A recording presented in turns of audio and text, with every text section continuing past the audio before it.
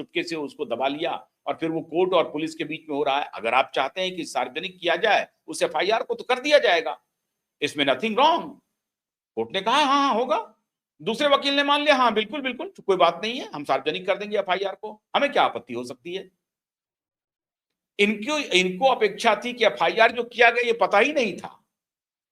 असल में जो एफआईआर जो खबर आ रही है मित्रों कि जो एफआईआर किए गए हैं वो सेक्शन ऐसे हैं जिसमें श्रीमान जहांगीर खान लंबे नपेंगे और केवल अभिषेक बनर्जी के 24 प्रॉपर्टी के लिस्ट कोलकाता म्युनिसिपल कॉर्पोरेशन के पास नहीं है। He was one of the handler who the same Jahangir Khan is a close associate of Abhishek Banerjee. लेकिन ब्लैक स्क्रीन करने वाले पत्रकारों को कोई जानकारी नहीं। लुटियन जोन के क्लब में बैठने वाले, शाम को कॉफी लेने वाले जर्नलिस्ट को कोई जानकारी नहीं।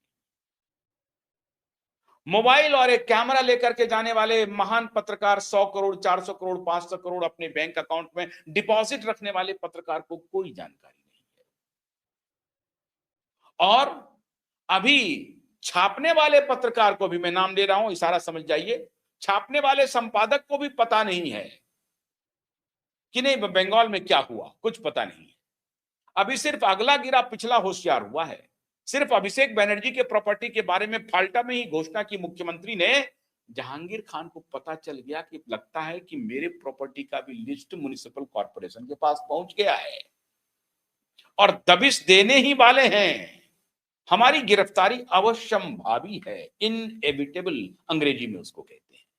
सो that is inevitable and that is written on the wall. दीवारों पर लिखा हुआ है, जो पढ़ लिया वो खिलाड़ी। जहांगीर खान पहले पढ़ लिए, उनको लग गया कि साहब ये तो दिख रहा है, मामला तो ये सामने में लिखा हुआ है, अब हम क्या कर सकते हैं, मेरे पास कोई उपाय नहीं है। तो जैसे गयासुद्दीन मोल्ला ने कह दिया कि अभिषेक बनर्जी मेरे पीछे पड़े हुए हैं, मेरे जान को खतरा है, मेरे खिलाफ कुछ भी हो सकता है, सारा ठीकरा अभिषेक बनर्जी पर फोड़ दिया। रिजुजी दत्ता ने कहा कि मेरी परेशानी थी, मुझे पार्टी लाइन लेना पड़ रहा था, इसलिए मैंने अजय पाल शर्मा को ही धमकी दे दिया। और श्रीमान जहांगीर ने कहा कि मैं पुष्पा हूं, मैं झुकेगा नहीं, मैं झुकेगा नहीं। ये साउथ इंडियन डायलॉग है, मैं झुकेगा नहीं। कौन?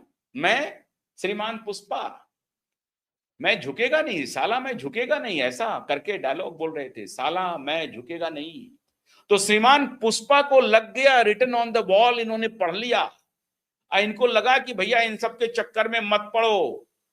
ये जो लिखित साक्षात्कार करने वाले पत्रकार हैं, जो वहां जाकर के लिख रहे हैं, न्यूयॉर्क टाइम्स में छपवा रहे हैं, वॉशिंगटन पोस्ट में छपवा रहे हैं, द मिरर में निकल रहा है, द गार्जियन में निकल रहा है, द संडे गार्जियन में निकल रहा है, टेलीग्राफ लंदन में निकल रहा है, डॉयचे वेले में निकल रहा है, बीबीसी में निकल रहा है। बीबीसी वाले ने हालांकि कोर्स करेक्शन करना शुरू कर दिया है, लेकिन सारे इंटरनेशनल मीडिया में जितनी इनकी कुवत थी, सब जगह प्लांटेड खबर करना शुरू कर दिया, लेकिन उसके कुकृत्य को कभी नहीं प्लांट किया। जहांगीर खान और अभिषेक बनर्जी के कुकृत्य को कभी प्लांट नहीं किया, गयासुद्दीन मोल्ला के कुकृत्य को कभी नहीं प्लांट किया, जो अभी पाला बदल लिया है। तो जहांगीर खान को लग गया कि मैं पुष्पा साला झुकेगा नहीं से काम नहीं चलेगा रे, तो क्या करना पड़ेगा रे बाबा, बोलना पड़ेगा, आमी चुनाव लड़बो ना, आमी चुनाव लड़बो ना। पहले क्या होता था नारा, लड़बो लड़बो, याद है ना ममता बनर्जी का। अब नामी ना लड़बो चुनाव, अब आमी ना चुनाव लड़बो। अब सबसे बड़ा सवाल मित्रों ये है कि ये जो पुष्पा है, नकली पुष्पा, ये तो रियल की भी पुष्पा से बेकार निकला रियल लाइफ में। इतना जल्दी पाला बदल लिया, क्या अभिषेक बनर्जी भी पाला बदल लेगा? क्या अभिषेक बनर्जी भी कहेगा कि कोई बात नहीं है, हमें माफी दे दो? तो मामला चल क्या रहा है? क्या अजीत पवार 2 होने वाला है इधर क्या? कुछ खबरें इस तरह की भी आ रही हैं कि अभिषेक बैनर्जी के जो कुकृत्य हैं उसके साक्ष्य इतने तगड़े हैं कि इनके पास एक ही ऑप्शन है, राघव चड्ढा की तरफ पाला बदल ले फटाक से,